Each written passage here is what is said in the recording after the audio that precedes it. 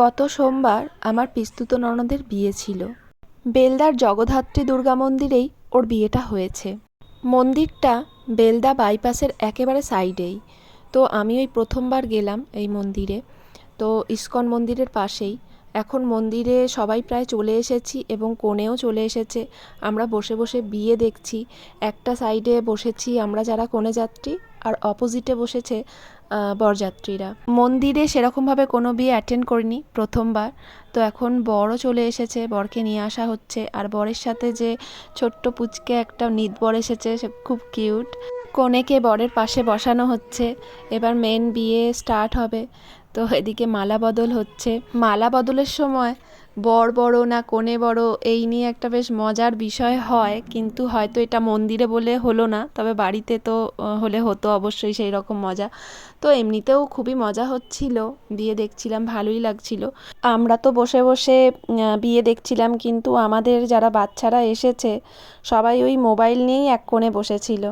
তো এখানে মোটামুটি প্রায় সব রকম রিচুয়ালসই পালন করা হচ্ছিল, যেগুলো খুবই ইম্পর্টেন্ট। তবে এত কিছুর মধ্যেও আমি আমার বরকে খুব মিস করছিলাম। ও যদি আমার সঙ্গে এখন থাকতো তাহলে মজাটা দ্বিগুণ হতো।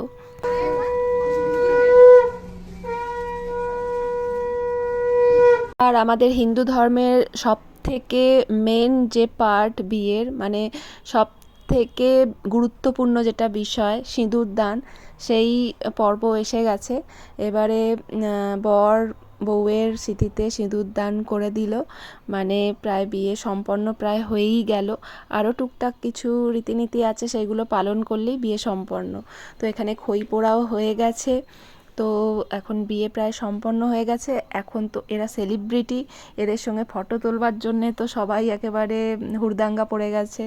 আমিও একটু পোজ দিয়ে ফটো ভিডিও তুলে নিলাম নিজের। আমার আর কে তুলবে, আমাকে তো নিজেই ভিডিও করতে হবে। যাই হোক, বিয়ে সম্পন্ন হয়েছে। এখন সব আত্মীয় স্বজনরা চলে গেছি আমার দাদার হোটেলে, আমার ভাসুরের হোটেলে। তো এখানেই বরযাত্রী এবং কনেযাত্রীর খাওয়ানোর ব্যবস্থা করা হয়েছে। তো আমার ভাসুরের হোটেলের নাম হচ্ছে আপ্যায়ন হোটেল অ্যান্ড রেস্টুরেন্ট। তো যারা যারা হাওড়া বা কলকাতা থেকে বাসে করে বা গাড়ি করে পুরী যান, তারা এই হাই রোডের ওপর দিয়েই যান, এবং হাই রোডের একেবারে সাইডেই রয়েছে এই হোটেল। তো যারা যারা ফ্রেশ এবং টাটকা খাবার খেতে চান তো অবশ্যই আপ্যায়ন হোটেল অ্যান্ড রেস্টুরেন্টে আসবেন। এটা NH-60 ওপরেই আছে। তো যাই হোক, আমরা সবাই এখানে চলে এসেছি। যারা ননভেজ খাবে, যারা ভেজ খাবে, সব রকমই ব্যবস্থা এখানে রয়েছে।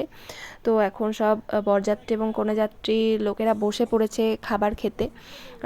নিরামিষেরও ব্যবস্থা ছিল, তবে আজকে আমি খেতে পারবো না, কারণ হচ্ছে আজকে একাদশীও ছিল।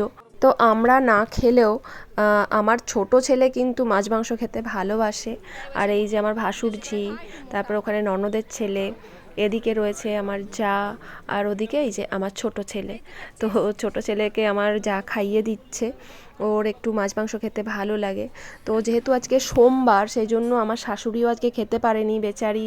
খুবই আফসোসের ব্যাপার একটা, মানে আজকে সোমবার না হলে উনি চালিয়ে দিতেন। তো সেই জন্য মনের দুঃখে দোকানদারি করছেন। তো আমার ভিডিও যদি আপনাদের ভালো লাগে তো ভিডিওটাতে একটা লাইক করে আমার চ্যানেলটা সাবস্ক্রাইব করে আমার পাশে থাকবেন।